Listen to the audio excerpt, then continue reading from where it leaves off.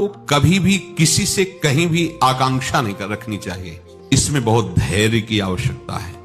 लगता है कि ऐसा अगर हम कह देते हैं तो काम चल जाएगा। उसी समय वो अनंत ब्रह्मांडों का स्वामी आपके अंदर बैठा हुआ देख रहा है कि मेरे से नहीं बोल रहा, ये बाहर चाह कर रहा है, तो मौन चुपचाप मौनी बाबा बने बैठे रहते हैं। और आपके मन में आया, उसी समय आप पलट गए। इतना महावैभवशाली प्रभु है हमारा स्वामी, अगर उसको ऐसा करना होगा तो कर देगा ना, हम क्यों मांगे? नहीं नहीं और नहीं।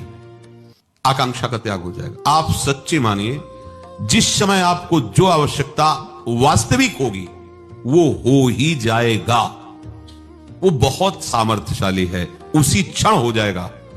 आवश्यक है तो आप मांगो क्यों? जो भी होना, जो भी उस समय हो जाएगा।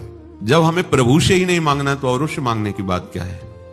बिल्कुल नहीं मांग, अपने प्रभु से भी नहीं मांग। कोई बच्चे हैं क्या? वो अज्ञानी है क्या कि हम कहेंगे तभी वो बात पूरी करेंगे? कुछ जानते हो, सर्वज्ञ हो, हमारे हृदय में भी बैठे हो। इस शरीर को जो आवश्यकता हो, व्यवहार में जो आवश्यकता हो, जो कर्तव्य में आवश्यकता वो दे दो, उसी से कर्तव्य कर देंगे। उसी से व्यवहार नहीं दोगे तो राधा राधा राधा राधा, बस। हम आपसे भी नहीं चाहेंगे, वो आपसे भी नहीं चाहेंगे। वो परम पद का अधिकारी है। न कांक्षति, न द्वेष्टि और न कांक्षति। जरा इस पर ध्यान दो।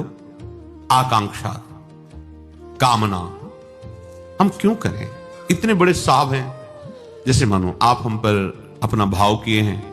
आपको पता है जब जो बनवाना होगा बनवा के पवा देंगे, जब जो पहनवाना होगा मंगा के पहना देंगे, जब जैसे चलना होगा आदेश कर देंगे। हमें कुछ खोजना भी नहीं कि हमको कैसे परमार्थ में चलना है। हम तो बैठे हैं, आपकी जिम्मेवारी है कि हम कैसे चलें वो बोलो, कैसे जिए वो देखो, कैसे रहें वो तुम देखो। हम बस आपके हैं, बस इतने से ज्यादा हम और जानकारी नहीं चाहते। सब बना बनाया है। कई बच्चा के पेट आ जाएगा निकुंज रस, अपने आप आ जाएगा। ज्यादा जानकारी की जरूरत नहीं, ज्यादा परेशान होने की जरूरत नहीं। बस जरूरत इतनी है, आपको जो जरूरत हो करवा लेना। बैठा हूं मैं, आपको समर्पित है। अब आप देख लो क्या क्या करवाना है। मुझे पेमेंट चाहिए, आपके लिए मैं बैठ गया हूं। अब आपको जो करवाना हो, जैसे रखना हो, जो पवाना हो, जो ही प्यारो करे सोई। यही तो धीरे धीरे आपकी जाकर के उत्तम भूमिका बन जाएगी भक्ति की। पर यही समझ में नहीं आता। वो जो जाल जैसे मकड़ी बुनती है ना, ऐसे अंतःकरण में ये चारों जाल बुनते रहते, माया का, मन बुद्धि चित्त अहंकार। वो इसी जाल में खेलता रहता है जीव, समझ नहीं पा रहा।